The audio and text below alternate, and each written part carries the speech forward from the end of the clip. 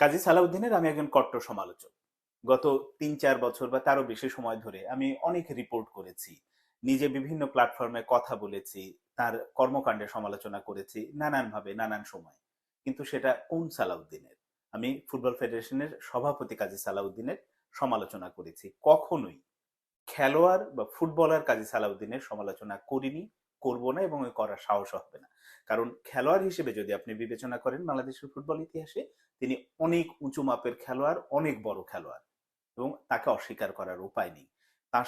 মানে যদি ফুটবলার কাজী সালাউদ্দিনকে আমি অস্বীকার করি, সেটা আসলে ফুটবলকে অস্বীকার করা হবে, বাংলাদেশের ফুটবলকে। কেন আমি এটা বলছি, যে আপনারা রিসেন্ট বোধহয় দেখেছেন যে সপ্তম শ্রেণীর পাঠ্যপুস্তকে মানে নতুন যে সংস্করণ করা হয়েছে, সেখানে সপ্তম শ্রেণীর ইংরেজি পাঠ্যপুস্তকের স্পোর্টস পার্সোনালিটি চ্যাপ্টারে সেখানে যাদের নাম সহ ছবি সহ বিবরণ ছিল, সেখান থেকে কাজী সালাউদ্দিনের নাম বাদ দেওয়া হয়েছে। এটা কি আসলে মানে কোন বিবেচনায় বাদ দেওয়া হয়েছে আমি জানি না। আহ, কাজী সালাউদ্দিন ফুটবল ফেডারেশনের সভাপতি, এই বিবেচনায় যদি তাকে বাদ দেওয়া হয়ে থাকে সেটা ভিন্ন কথা, কিন্তু ওখানে যেহেতু স্পোর্টস পার্সোনালিটি, সেক্ষেত্রে কাজী সালাউদ্দিন অর্থাৎ ফুটবলার কাজী সালাউদ্দিনের নামটি বাদ দেওয়া হয়েছে। এটা একটা ভুল সিদ্ধান্ত, অনেক বড় ভুল সিদ্ধান্ত। যারাই সিদ্ধান্ত নিয়েছেন, এটা একটা মানে আত্মঘাতী সিদ্ধান্ত। আপনি নতুন প্রজন্মকে কি শেখাবেন, কি ইতিহাস জানাবেন? ভুল ইতিহাস জানাবেন, এটা তো তাই জানাচ্ছেন। ফলে সেটাই কিন্তু হচ্ছে। একই সঙ্গে সাকিব আল হাসানের নাম বাদ দেওয়া হয়েছে।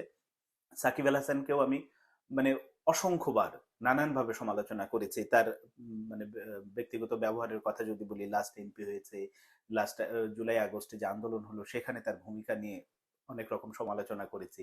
কিন্তু আপনি ক্রিকেটার সাকিব আল হাসানকে অস্বীকার করতে পারবেন না। বাংলাদেশের ক্রিকেট ইতিহাসের এখন পর্যন্ত সবচেয়ে বড় আইকন ক্রিকেটার। কোটি কোটি ছেলে মেয়ের এখন পর্যন্ত তিনি মানে আইডল বলা যায়। সাকিবের মতো ক্রিকেটার হতে চান, এটা শুধু বাংলাদেশে না, দেশের বাইরেও আছে। তো সেই সাকিব আল হাসান, ক্রিকেটার সাকিব আল হাসানকেও আপনি বাদ দিয়েছেন। স্পোর্টস পার্সোনালিটির ইতিহাস যদি জানাতে চান, তাহলে এই দুজনকে অবশ্যই রাখতে হবে, না রাখলে সেটা মিথ্যা তথ্য নতুন প্রজন্মকে জানানো হবে।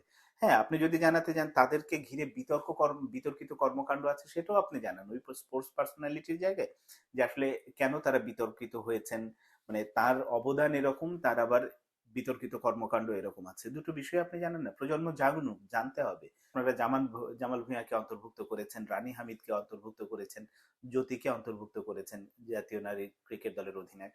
খুবই ভালো কথা, তাদের আরো আগে আসলে স্থান পাওয়া উচিত ছিল। তারাও তো যোগ্য মানুষ, যোগ্য হিসেবে এসেছেন, তাদের অবদানকে আমি খাটো করছি না। আবার এই যে সিদ্ধান্ত নিয়েছেন, জ্যোতিকে অন্তর্ভুক্ত করেছেন, জামাল ভুঁইয়াকে, রানী হামিদকে, আপনি সাবিনাকে বাদ দিয়েছেন কেন? আপনারা সাবিনা খাতুন বাংলাদেশের ফুটবল ইতিহাসে একটা রেভুলেশন তৈরি করেছে। বাংলাদেশের নারী ফুটবল দল কি বলবো, যে সাফল্য এনে দিয়েছে, যে পর্যায়ে নিয়ে গেছে, তার একেবারে অগ্রভাগের যিনি সৈনিক বা অধিনায়ক হিসেবেই তো আছেন। সাবিনা খাতুনের অবদানকে অস্বীকার করবেন কিভাবে?